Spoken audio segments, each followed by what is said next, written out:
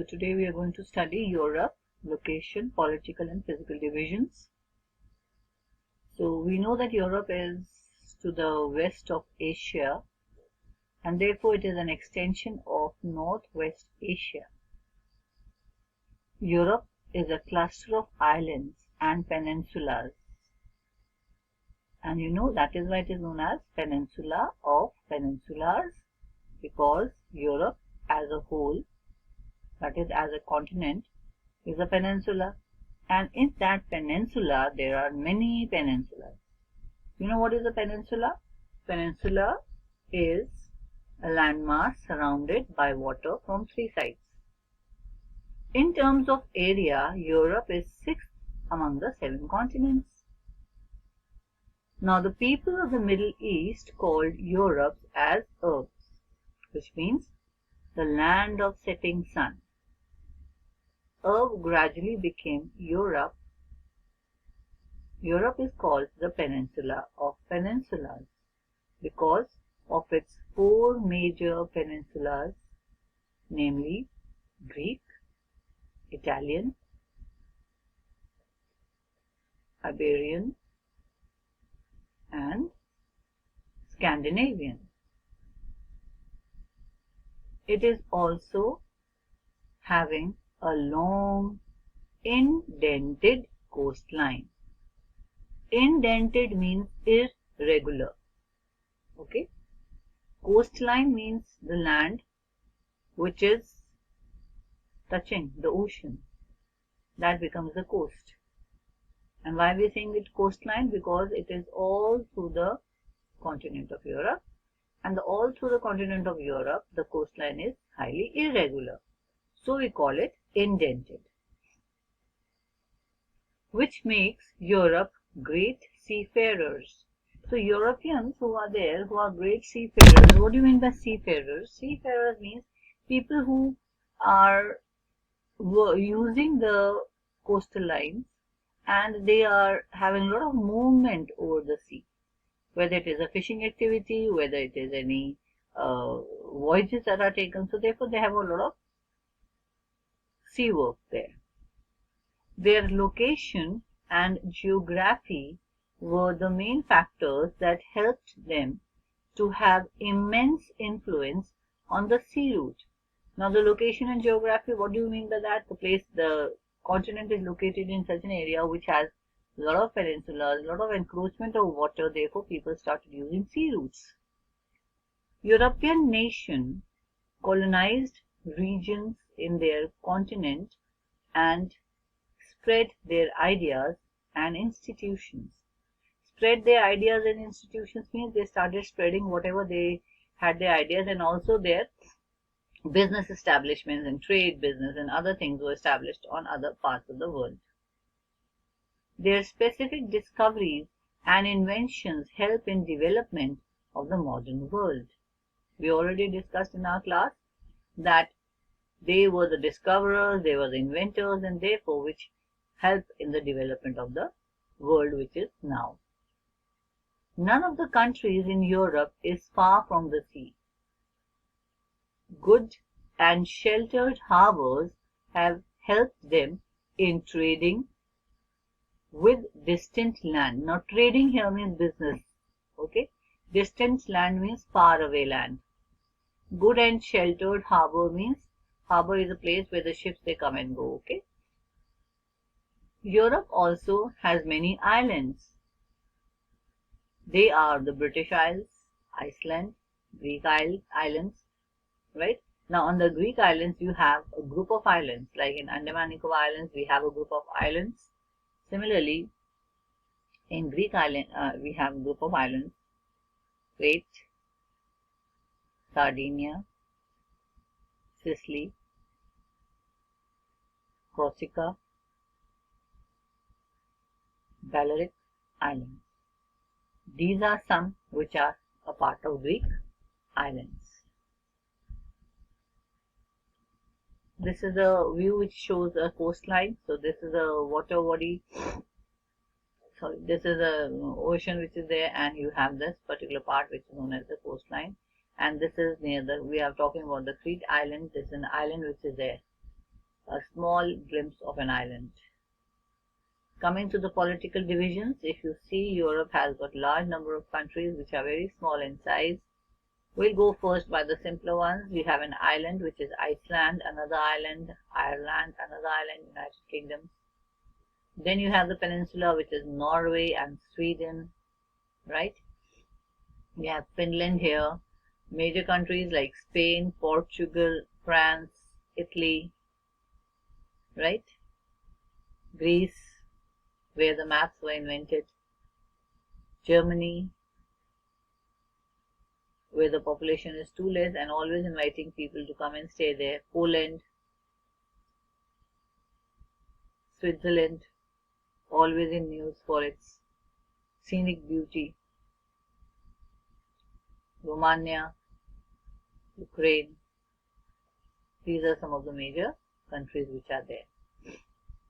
We will be doing the political map. Coming to the latitudinal and longitudinal extent, children, mark this in your book. Latitudinally, Europe is 36 degree north to 72 degree north. Explains that the total continent lies in the northern hemisphere, while longitudinally it is extending 25 degree west to 65 degree east. Explains that the prime meridian cuts through it.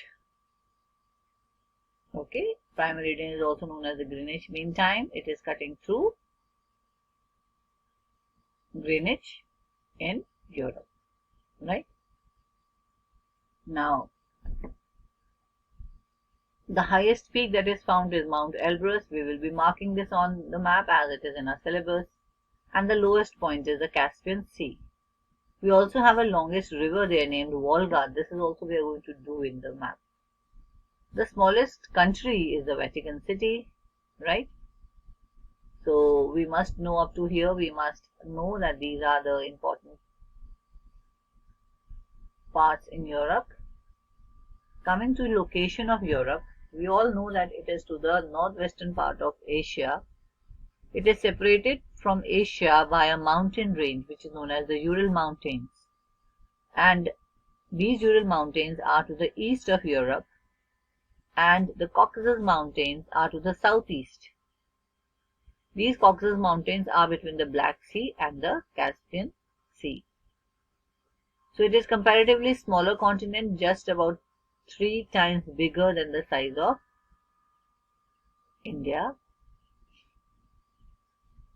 If you see political divisions, there is a very simple division of Europe. We call the northern countries. The northern countries are the countries which are in the north.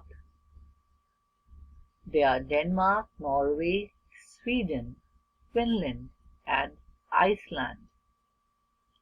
All these are a group of countries together called as Scandinavian countries. What are they called?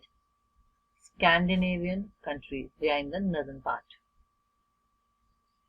Now the countries which are known as the low countries, they are, why are they called low countries? Because they are lower in altitude, they are more or less flatlands. They are Belgium, Netherlands, Luxembourg, right? Then we have the Western Europe, which includes the United Kingdoms, France, Ireland. Then we also have the Central Europe, that is the central part of Europe, having Germany, Switzerland, Austria, Poland, Hungary, and Czech Republic, and also the Slovak. All these are from the Central Europe. Coming to the southern part of Europe, we have Spain, Portugal, right? And they form the peninsula. Italy is also a peninsular country, right? I will not do the Balkans because Balkan states will be a bit confusing. You are too young to understand all these depths. Now we all know that USSR was the largest country in the world until 1991. What happened in 1991? In 1991, 15 independent republics were created. 6 of these republics and Russia are a part of Eastern Europe, right? And the republics which were extracted from Russia and are part of Europe are Estonia, Lithuania, Latvia, Ukraine, Belarus, and Moldova. The first three, that is Estonia, Lithuania, and Latvia, they are bordering the Baltic Sea, right? And therefore they are known as the Baltic states. So this was a brief introduction about the political divisions. However, you don't have to learn it. When we will do the markings in the political map of Europe, then you can find the places which are in the north, south, east or west. So I will be testing you on the basis of skills, which country lie to the northwest of this, in which you will be testing your directional knowledge, as well as we will be marking the places. Coming to the physical features map of Europe, which is quite interesting. We have the Norwegian Sea, North Sea, Bay of Biscay, and the North Atlantic Ocean lying all towards its west. Towards its south, we have the Mediterranean Sea, the Black Sea, and towards its east, we have Caspian Sea. These are the major seas which are there. Coming towards the north, we have the Arctic Ocean here and a White Sea, if you want to. This is the White Sea which is there, right? Now this region is the Norway region, right? And you have the Julian Mountains here. K is silent in this. You have the Julian Mountains, and these mountains are also known as the Scandinavian Highlands, as these nations, Norway, Finland and Sweden, are the Scandinavian nations. Therefore these mountain ranges which are here are also known as the Scandinavian Highlands, right? Now the longest river I said is Volga. This is your Volga river with a number of tributaries, and this Volga river originates from the central Russian uplands,